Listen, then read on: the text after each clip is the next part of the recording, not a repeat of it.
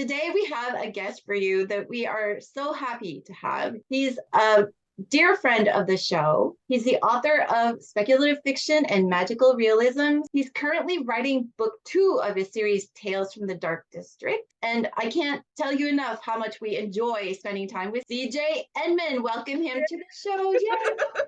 Yay! Hey, good morning, good evening, wherever you guys are listening. Thank you so much, Angie and Christie, for having me. It's always nice to come back, and I've missed you guys. I missed you too. Thank you for coming over. Thank you for having me. Oh, Yeah. anytime. Is there anything else that you'd like to tell us about you or tell the listeners and the viewers? Well, apart from writing, I just like what you guys do. I also host a podcast. It's called Urban Fantasy PH, where I interview local creatives here in Manila, since this is where I'm based. And I talk to them about their work, about their inspiration and their work process. Pretty much what you guys do in your own podcast, which is awesome. And I'm making sure that my bio is correct so that I don't get slammed for my bio. Everyone thanks you for the bio. Yeah, but yeah. And along with that, I am also a voice actor, and so if my voice sounds croaky today, I'm sorry for that. I'm a little croaky myself. As long as I don't sound like Kermit the Frog. Right. As long as I don't sound like Kermit the Frog and start singing Rainbow Connection, I think we're okay. See, for some reason in the car driving home, I decided to do opera, which I'm not an opera singer, but I'm in the car. Wow. Yeah, so I'm a little hoarse. I was like, why is that was a bad choice. No arias at 7 a.m. before coffee. Definitely yeah, not. But you can do scales after. We can try. Promise you we will stop the recording before any of us start singing. Promise. Well, someone mentioned Madonna earlier, and I'm sitting here, breaking out in my holiday. Yeah, here we go. Okay. Oh, yeah. Serious. Okay, serious. We do have some serious business for you all today. Yes. We're going to do our top 10, but today first 5. But our top 10 fantasy. So basically, these are the fantasy novels that inspired us. And I'm starting my list because of the way I read them as a child, how I was introduced to them as a child. And that's where I kind of came up with my idea for what I wanted my top 10 to be. So it's not based on anything other than what we found and fell in love with as children and adults, and and continued on in our love for fantasy. So don't get mad at anybody, as anyone. These are just our top 10. These are our favorite top, and that's it. These are our favorites. So exactly. And everyone will always have their favorite at number 1. So if in case our number 1 is not the same as your number 1, that is okay. As long as we still enjoy the books, and the books will always be giving us something that we can never get from anywhere else. So as long as the books does that for us, then they've done their job, and the authors have done their job. I agree. Pretty. We can all be friends and not have the same number 1. Exactly. People from Star Trek and Star Wars can always be friends, and that's it. Yeah, right. Exactly. Right. Well, okay, maybe. No, I'm just kidding. Yes, we can absolutely be friends. Maybe. Well, true. How about the people in Arrakis? What's that? Okay, on with. Sorry, different genre. We're gonna start our top 10, and Angie said, we are going to go top 10 to top 6 for today, and we'll have another episode where we do our top 5. But today, our number 10 is, drumroll, the Shadow and Bone series by Leigh Bardugo. Yes, Leigh Bardugo. If you're a fan of the Grishaverse, and if you've seen the Netflix adaptation, there are 2 seasons over there. And if you're wondering, what is that all about? Well, it's a young adult fantasy adventure written by American author Leigh Bardugo. And the novel basically follows Alina Starkov, and she's a teenage orphan who grows up in an inspired version of Russia, which is called Ravka. And she sort of gets the shock of her life when she exhibits powers that she never thought that she knew. And the first 3 books of the series, which is basically the original Shadow and Bone trilogy, That's Shadow and Bone Book 1, Siege and Storm Book 2, and Ruin and Rising for book 3 follows her rise from being who she is as a humble map maker into someone who can be a savior for Ravka. It's a great series, which I will honestly say that I have not read. I've watched the Netflix series, and it's great. Did you both read this? I didn't. I didn't. No, Okay. and I started reading the I started watching the series on Netflix. So Yeah. yeah, so I'm really excited because I hadn't been introduced to her before, and so Ah, I'm really excited about reading her books because sometimes you try to decide, could you want to read the book first or do you want to watch the TV series first, and then right, sometimes right. if you watch this it kind of ruins it. We know all about that part like certain series, and so yeah, I'm trying to decide. So should I read the books first or should I watch the series first? We are. Well, Yeah. the interesting part about the series is that they fused 2 different books together, which is the first trilogy, characters from the first trilogy, and the other duology, which is called Six of Crows. And that's why for people who've read the first 3 books would say, why are those other 3 characters from Kirch, which is like the Amsterdam version of that world, is doing in that series, because they're not supposed to be there. They're supposed to be in their own land with their own set of stories. But they've successfully merged these two these 2 sets of characters together, and I so enjoy the series, and I do hope that still it will be renewed for a 3rd season. If Netflix has finally decided that they're not going to renew that show, and I do hope that either Amazon Prime gets it or Hulu gets it, or I don't know, some other network would get it. So fingers crossed. Now, how old were you when you read the series, CJ?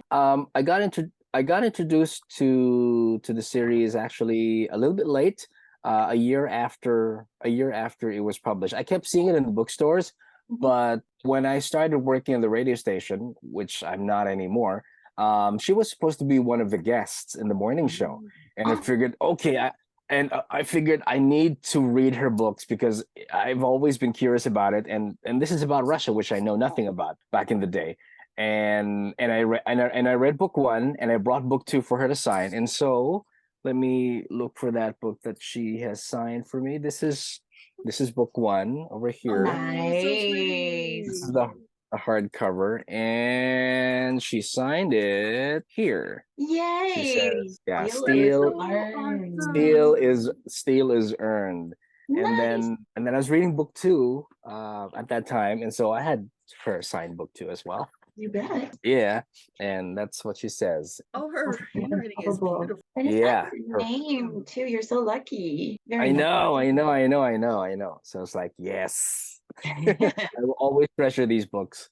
Ever. Definitely. Oh gosh, thank you for introducing her to me. Yeah, no, definitely. Now, one thing that I'm very curious about is when you read the books and then you saw the series on Netflix, did you find that the casting was well done? The casting was perfect. Oh. The casting was perfect. Nice. We couldn't look for a better cast. I know that the ethnicity of the actors came into play with changing the ethnicity of the characters in the show. And when they first casted Alina was not supposed to be Asian. Alina is basically, she's supposed to be blonde. Oh. And so when they explained that Alina in the show is half Shu, and Shu is sort of Chinese in the books, I figured, okay, this is their way of getting the message across about, people's ethnicity and a little bit of discrimination there. So I figured, okay, you wanted to get that theme across, and so you need to change the ethnicity of the characters. I got it. I understood it, and I was all for it. Nice. And I like that. It never got in the way of enjoying the show. It actually deepened the message and the core of the show that they wanted to, put across. That's good. That's awesome. I think that we have a fun fact about this series, and it's when Entertainment Weekly questioned Leigh Bardugo about the inspiration for her series. She said, in most fantasy, darkness is metaphorical. It's just a way of talking about evil, and darkness falls across the land and a dark age is coming, whatever. But I wanted to take something figurative and make it literal. So the question became, what if darkness was a place? What if the monsters lurking there were real and more horrible than anything you'd ever imagined beneath your bed? or behind the closet door. And I feel like she did that. Like, I mean, just watching the Netflix series, like, I mean, the dark is just, it's literally there. So that's cool. Right, yeah, that which became the shadow fall. A little addendum to that, she got that idea actually at early in the morning. I'm not sure if it was a friend's house or it was actually her house, but she woke up early in the morning, I just to get a cup of coffee or whatever, and she thought she heard noises in the house. So, and she tried to push them off her mind and say, no, there's no burglar in the house. I'm not being robbed or anything. But what if it was not a burglar? And what if it was the darkness talking back to her? That's where that so came from. cool. Mhm. Very cool. I like it. Either way, very cool. So Yes. awesome. So that is our number 10. Our number Moving 10, on. yes. A good number 10. We like it. A good way to start. Our number 9 is drum roll, The Inheritance Cycle by Christopher Paolini. Now that's a great one. Yeah, that's the one I found that one because my oldest son fell in love with Aragon as a child. And so of course I had to read my child's book because it was about dragons, right? I just remember reading the book and just falling in love with it. Basically, it's the inheritance cycle, which is written by Christopher Paolini, and the first book was Aragon and his dragon Saphira. I just recall it kind of took me back to the magic that I felt when I was reading fantasy. So I grew up reading fantasy as a child, and then when I got older, I drifted away and started reading romance and some other genres. Always spec fic, but not the high fantasy that I fell in love with as a child. And that book brought me back to that. It was really impactful in that way. And then what was really great was the fact that it introduced my children to the same fantasy world, and so they were able to kind of feel that love that I felt for it. And so that was what was really nice about Christopher Paolini's book. So I don't know how you all felt or fell in love with them. I fell in love with book 1, but I have to admit that after book 1, I have yet to progress on and completely finish the entire thing. I do remember that when it first came out, it was supposed to be the Inheritance trilogy. And then later on, when I found out that he sort of changed it and said that it was too long to be completed in a trilogy, that's why it became 4 books. So he changed that to cycle, and it's a would you call it a quadrilogy? Because I know that's what they call it in films. It was just like, yeah, like the alien films. They call it a quadrilogy. So it's like, okay. Yeah, there's just something weird about that. But I feel like that, like, when they try to name it like past trilogy, the words are just weird. So just call it book 4 and we're good, right? But I'm the same way as you, Angie. My kids were actually starting to read it, and I picked it up because dragons. And it was really a really good series. So I love when that happens, when your kids are reading something that you pick up and you're like, oh wait, this is really good. And I find that happens a lot actually with because of the action in it, right? Like, I mean, I don't know. I feel like YA, especially at that time, YA was like action filled, action packed, whereas it was on the rise. Yeah, it was, that's and right. the adult stuff that I was reading was nowhere near as action filled and like dramatic and emotional as what I was reading for the kids section of it. So it was a great time for that kind of that's how I found a lot of my books back. It was. And when I found out that Christopher Paolini released that book first when he was 17, was it? Yeah, because it's crazy. I know that He was his in college parents, or whatever. yeah, exactly. It's like I wasn't doing any of that when I was 17. Well, lucky for him, his parents owned a printing company, and so he was able to do that. And this is before Knopf picked it up, but nonetheless, it's still a feat, and it's something to crow about to release a book when you're 17. And in addition to that, let me add, that was also the first book that I had to file leave for and did not go to work because I wanted to finish it. Wow. I told my boss I'm running a fever and I couldn't go to work. And it's, No. my temperature was this and this, but I think I will do better tomorrow. If I'm able to come to work tomorrow, I'll do that. Oh yeah, sure. You have enough leaves to consume. You've rarely been absent, so feel free and use one of the 10 that you have there in your list. Okay, fine. I love it. Oh my God. That's a great way to remember that book for sure. Yeah. Exactly. And the secret's out. I finally leave to finish a book. Yes. That's Now funny. we know. Yeah. Then Yeah. whoever your boss is right now, be careful if he asks for leave. You know he's doing. That's all. Yeah, he's not sick. He's just at home finishing a thick hardback. If someone is reading a good book, they should be able to come, there should be a day for that, like a day for that. I Because agree. it happens. It Sometimes you happens. shouldn't. I mean, maybe you shouldn't start a book at midnight and expect to get up at 5. Maybe you shouldn't. You should have better choices than that. But it happens sometimes. It really does. Exactly. Just what I recently did. Sometimes Another you just thing, gotta finish it. exactly. This is like a side story because I just finished it. I finished the Percy Jackson, the first book, in 2 days. So it's like, what the hell did I do? And then back in the day, I finished all 3 Hunger Games book in just a week. What? I was like swiping left and right on my e-readers. Oh, Don't call me. wow. Don't call me for lunch. Don't call me for dinner. I need to finish this now. Like, I mean, that's the thing. Like, there are some books, like, and I'm gonna say Twilight because first it was my kid's book. Mhm.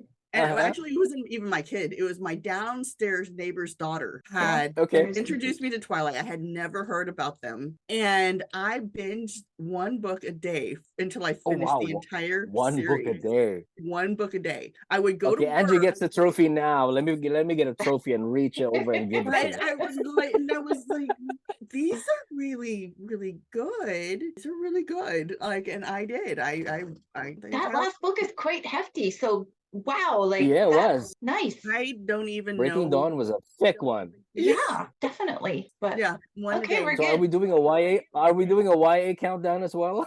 Yeah, we should. at At some one point, right? we're gonna have to. Yeah. Yes. Put Twilight in, and then we'll phone Stephanie Meyer and say, "Hey, guess what?" I know if she feels like it, let's go. But okay, yeah. so to go back to our original Aragon, just for those fans of that series, of the Inheritance Cycle series, just to let you know that on July 25th, 2022, it was reported that a live action television series adaptation of Aragon was in early development with Disney Plus. Yes. With Paolini serving as co-writer on the series. So fingers crossed that really fingers crossed. Mm-hmm. Yeah, and thank you, Disney Plus. You picked up on Percy Jackson. Thank you for doing that. Yes. And thank you for doing that as well. Yes, with Aragon. Totally agree. So we are moving on. I'm sorry. I just love the fact that he's able to work on, the series with them, that he's like a co-writer, because I don't know. I think that's just really important that people be able to have their own voice and adaptation of it. I don't know. Every author's dream, I think. It really is. Yeah. I agree. It is. Number 8 is the Sword of Truth series by Terry Goodkind. Yes, by the late Terry Goodkind. Late Terry Goodkind. Yes. So it's basically a series of 21 sword and sorcery novels and 6 novellas written by Terry, and it follows the protagonists Richard Cypher, Kayla Namnel, the Confessor, Michi, Kara, and Zidicus Zulzarander on their quest to defeat the oppressors who seek to control the world and those who wish to unleash evil upon the world of the living. And the series is set in a world that's divided into 2 major regions, the New World and the Old World. The New World consists of 3 lands: in the Westland in the west, Dahara in the east, and the Midlands between them. And Dahara is ruled by the magically gifted member of the Rawl family, while the welfare of the Midlands is decided by Council of Representatives led by the Mother Confessor, who is also the leader of the Confessors. Yeah, that sounds and great. I don't know if you guys have seen the series. I the read adaptation. it because when I was reading it was on ABC at one time. I don't remember. Really, there was a TV adaptation of it. I Yeah, missed 2 that. seasons. It's called Legend of the Seeker. Yeah, I Oh, don't know if is it still available anywhere? I don't know. to look for it. No, they've stopped for 2 seasons, but let Yeah. me see if I know I have the DVD. That was one series I fell in love with, and I Mm. had to bug my sister, like, since you're going there to the US, please grab me a copy of season 1. And then when she went back the year after, now you got me season 1, please get me season 2. It's nice to have family that travels. Mhm.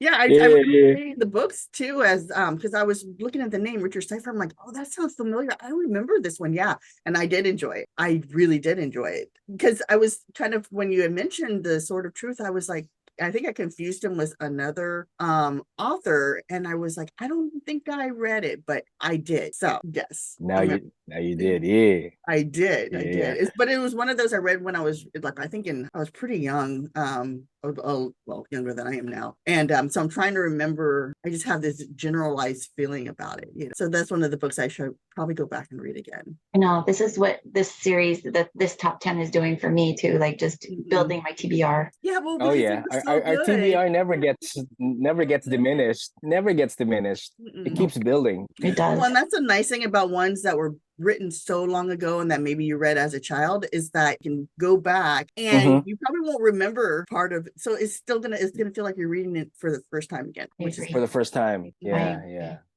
Or you see it differently too, because you've got some life experiences and maybe a character that you didn't appreciate, you'll appreciate more because choices that you've seen or made or heard of or whatever. Like I love rereading something that I read when I was younger and seeing it in a different light. And there was this one book that I had. It was a fantasy novel by one of my favorite authors. I bought the book and I started to read it and I was like, oh no. And so I put it aside. And then like a year later, I went to the store and I bought a book and I thought, okay, and so I started reading it and I was like, wow, this is the best book ever. And then I put it on a shelf right next to the one that I had bought the year before.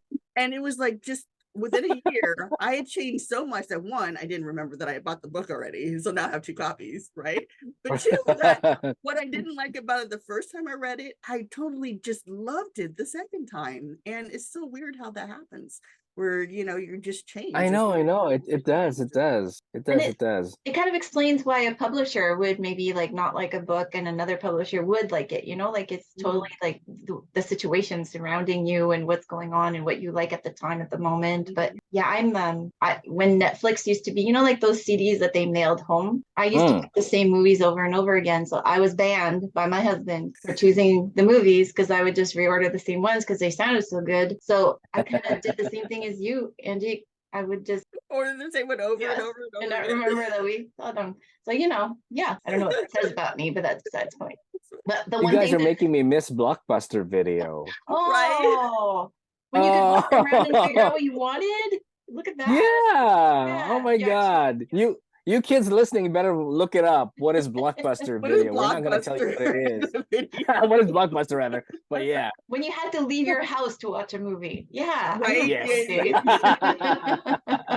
I know, and that's sad. It was so sad. You had to go and then it's actually in stock because someone else may have rented it out. Exactly. Or rent them out and then never bring them back. So you're waiting. That's why you became friends with the guys at Blockbuster that worked there, because then you could say like, just save it for me because I'll be right there. Like that was important. Like you were in the know if you knew the guy that was working at Blockbuster. Yeah, that's right. And you have the choice, either watch it on VHS or if you're fancy, Laserdisc. That's right. Remember that? Oh my God. Oh, and then rewinding the tape at the end. Yeah, no. Getting charged $1 because you didn't. Remember that? Okay. The one thing that I really loved about the Sword of Truth series is that the confessors are actually women, which is yay, women power. That was kind of cool. But yeah, that was a good one. When did you first encounter it, CJ? I actually encountered it when I first heard of the show. I didn't know that it was an adaptation of the Terry Goodkind books, because the only Terry that I knew back then was, not Goodkind, but Terry Brooks. And so I figured, this is another Terry in this genre. So all right.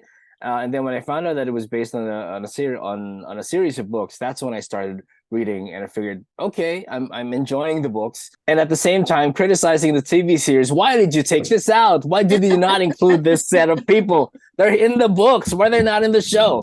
But of course, that's how adaptations are. It is an adaptation. It's not a word per word Exactly.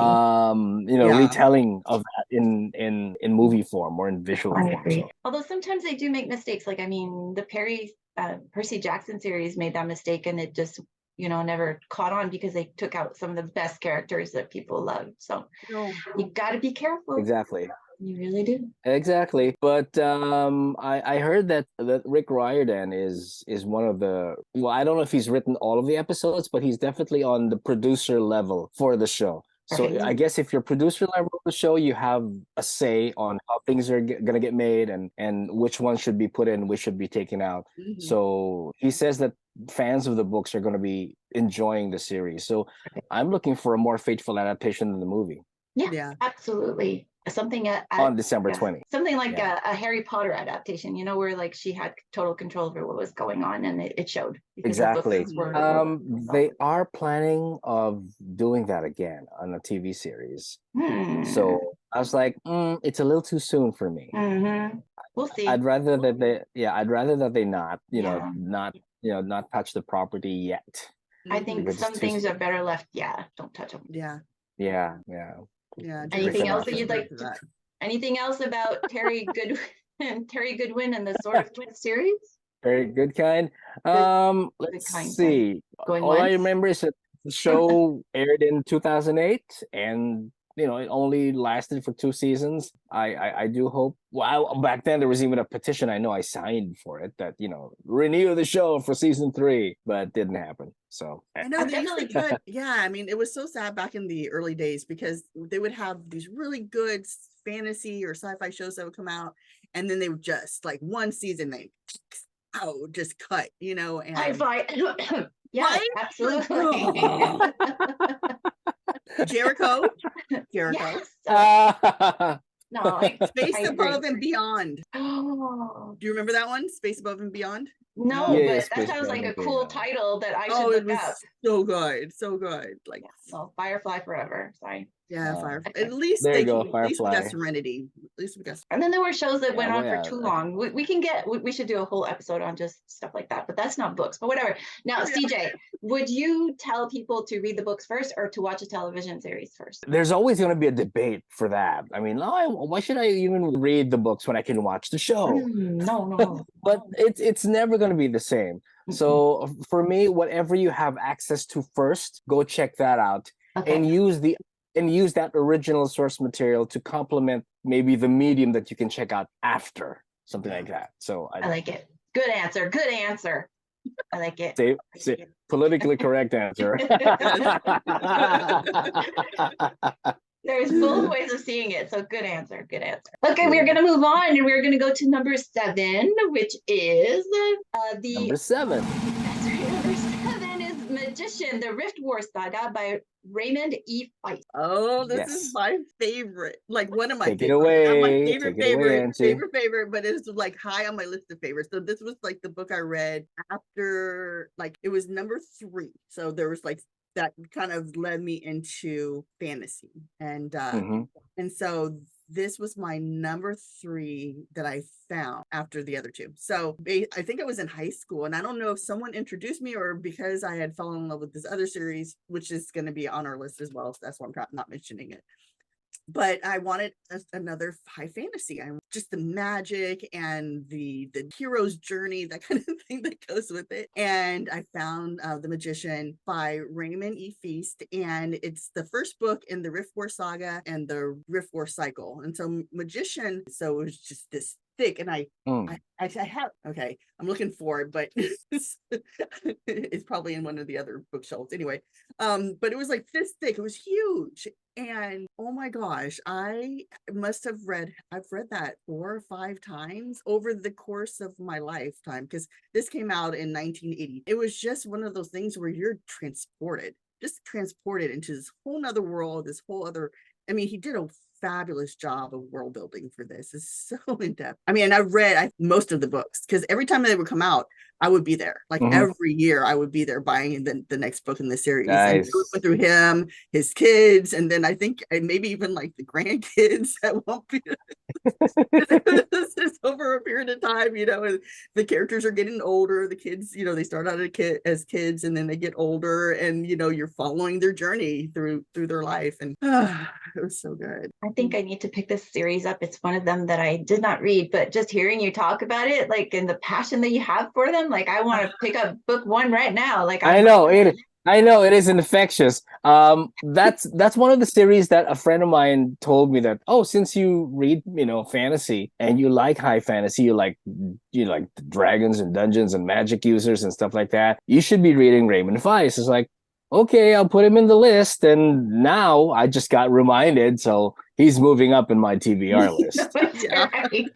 When you have to use things up. Yeah, well, I didn't know that they had made an adaptation of that. They were turned into comic books. And so apparently Magician's Apprentice was released by Dabble Brothers Productions and Marvel Comics. And their 6 issues were released as a graphic novel, hardcover. That would be book. cool, actually. I should pick that up. I'd see these in the bookstores, but having no introduction to them whatsoever, it's like I'd rather be introduced to them as a book rather than a graphic novel, and read the graphic novel once I'm done with the book. Agreed. Yeah, I mean, my sister and I, we were in love with these characters. Like both of us. There were some books that my sister reads, and there's some books but we both read him, and like we would fight over who got to read the book. Like, that's so cool. I'm the oldest. I usually won. Angie, like, you should get 10% of all the sales that they get from like this episode, because like I am so buying these books now. Like, you it was cool because like my kid was very lucky that he didn't get named Jimmy the Hand. Okay, Jimmy the Hand. Well, he kind of did because his middle name is James. Jimmy and James. Does he know that? He does now. You know what? I never mentioned it to anybody. My husband. Everybody knows your secret is out. It is now. Well, you're the editor of this, so if you don't want anybody to know, it's snip. I mean, I could, but there's another book that I happen to have a tattoo of. That, there are some things that you just love, and you can't help but love them. And Jimmy the Hand was one of my guy. Yes, yeah. We know now. Anytime that there's a character named Jimmy in one of Angie's books, from now on, we will know it's because Jimmy the Hand, beloved character. We will know. Yeah. But, is that the same hand in Lurch and the Hand? Now we know his name is Jimmy. That's right.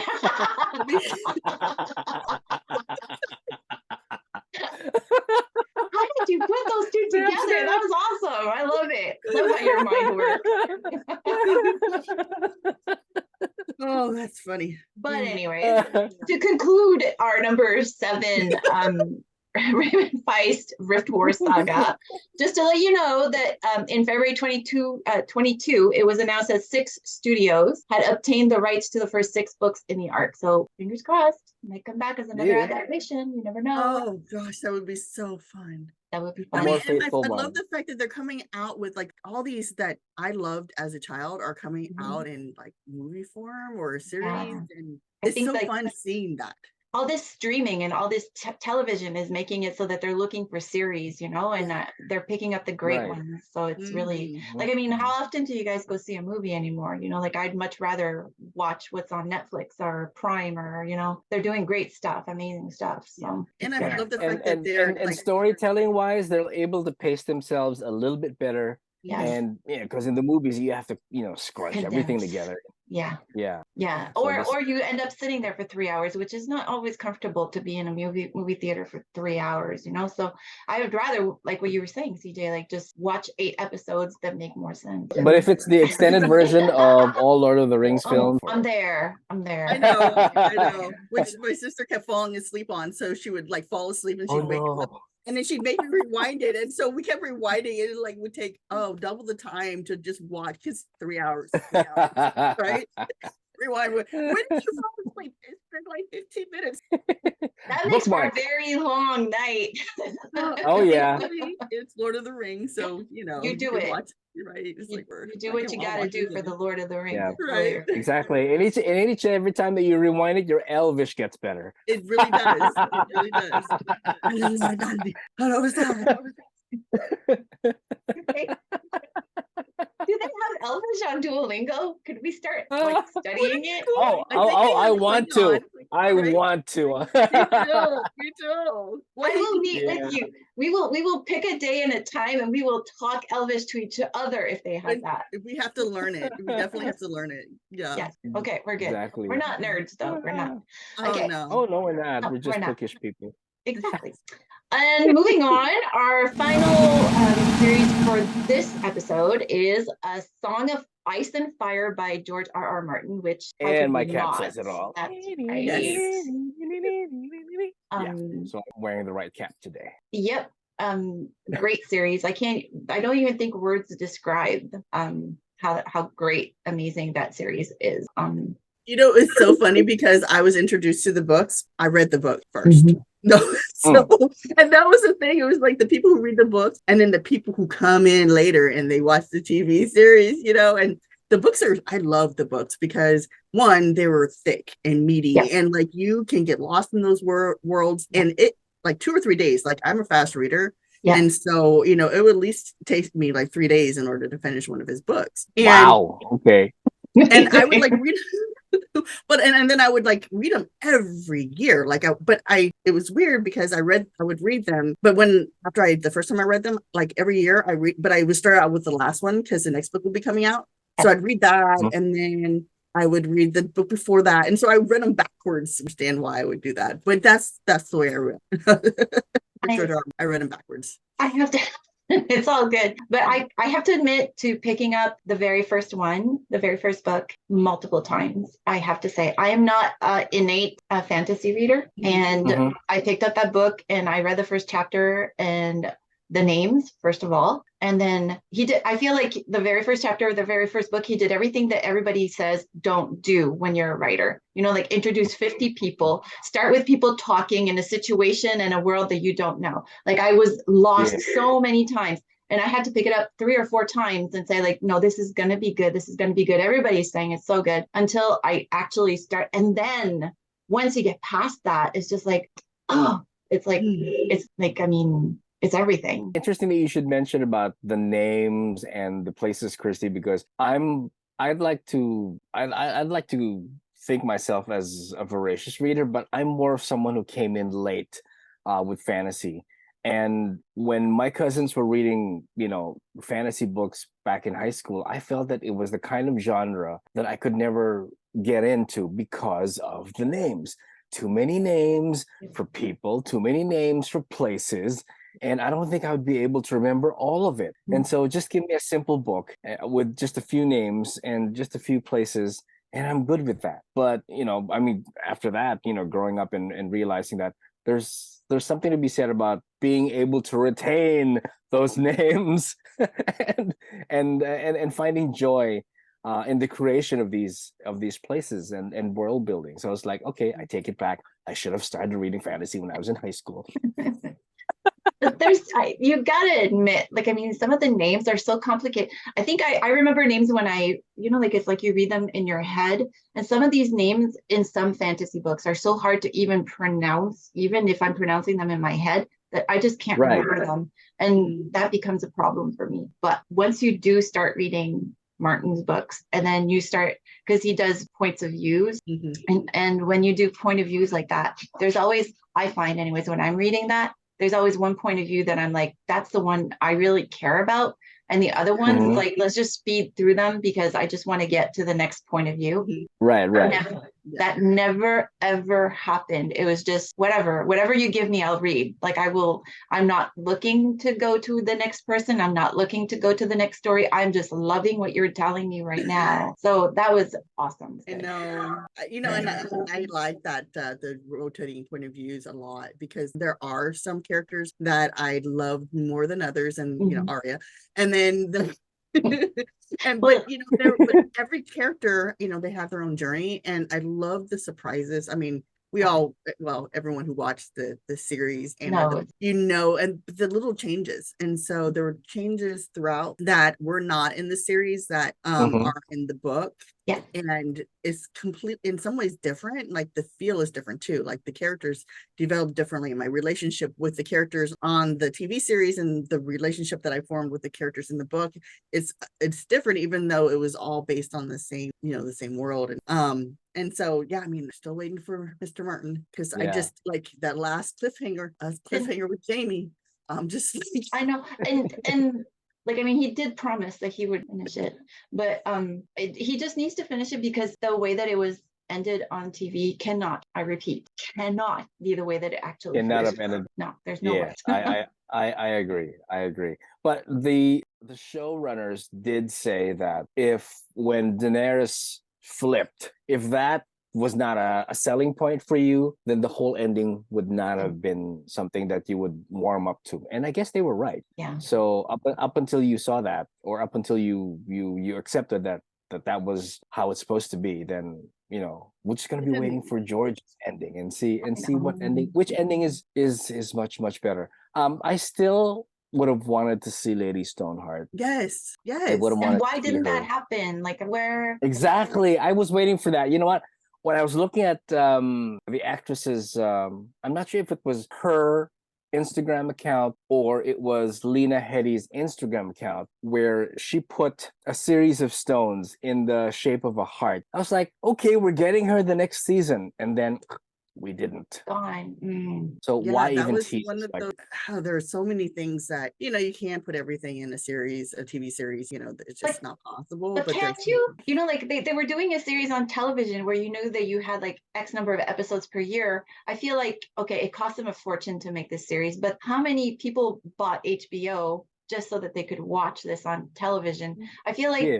they have no excuse to not put everything in. You know what I mean? Like, because the series yeah. is beloved by those who have read it, and it's just an oversight, maybe a shame. I don't know how to describe it best. True, Well, and that true. last season too. And yeah, the last season they could have added 2 more episodes to it. Mhm. I mean, why you had the budget, you had the fans behind you, and people who are just starting to catch up and Yeah. realizing that this show is a phenomenon. Yeah. And why not have added and stuck to your regular 10 episodes per season? Yeah. No, So I why And crunch it down to 8? So well, I my don't know. problem with the rush, because it felt rushed, you know, her flip in the Yes. end, you know, spoiler guys, if you haven't watched it. For those who But have you know, if not, please. right, like I mean, if they wanted that to be the ending, there should have been clues throughout, letting us know Yeah, that this was coming. Like there was no foreshadowing, there was no warning that she was suddenly gonna, exactly. right? Like there was nothing to The, make it seem plausible. I mean, it didn't, it was like, what in the true. world is Or going the on?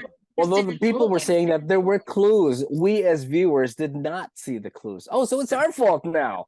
Oh, right, like there were no clues. I'm sorry, whoever thought there were clues, no, they were like Yeah. hidden clues, like really hidden. really deep, It was really deep. yeah, it was way too hidden. Way Way too it was way past Mordor, so we Funny. couldn't Yes. find it. Giant eye. Here's the clue. Here's, show your shirt.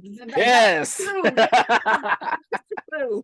But funny how when it's like on television and we don't see the clues, it's the viewer's fault. But when a reader doesn't see the clues, it's the author's fault. So yeah, we'll go with that.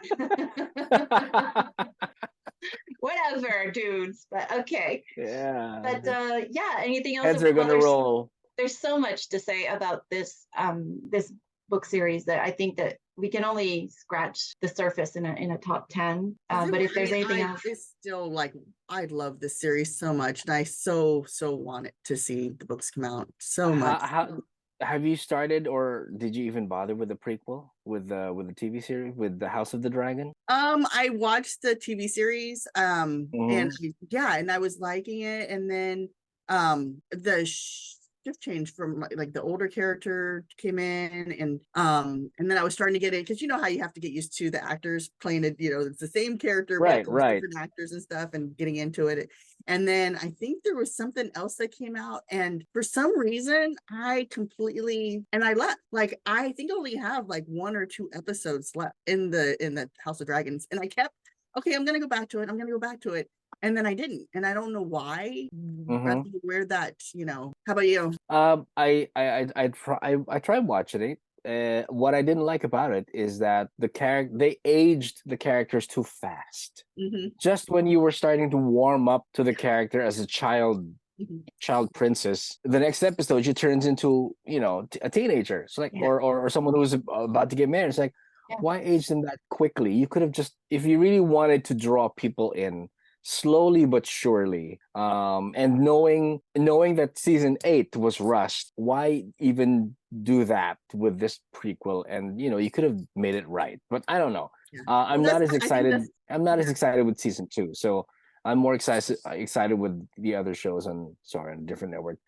Well, I think that's why for me too. I mean, because I was falling in love with those younger characters, and I mean, the lead actress, she was phenomenal. She was doing a fabulous job. She was, and I like that last where she comes walk, with covered in blood, and it was like it was so good. And I'm like, yeah. But I'm starving for anything Game of Thrones, so whatever you give me, I'll watch. You know what I mean? Like if George R.R. Martin could finish the series, I would be reading that instead of watching on television. But anything Game of Thrones at this point is just like candy. Yeah. And and I love the fact, because back in the early 90s and whatnot, they never, I mean, like we said earlier, you would get a show that came out and then they would cancel it really fast. And so I would watch really, really bad sci-fi fantasy because I wanted to support it, to like encourage them to make more.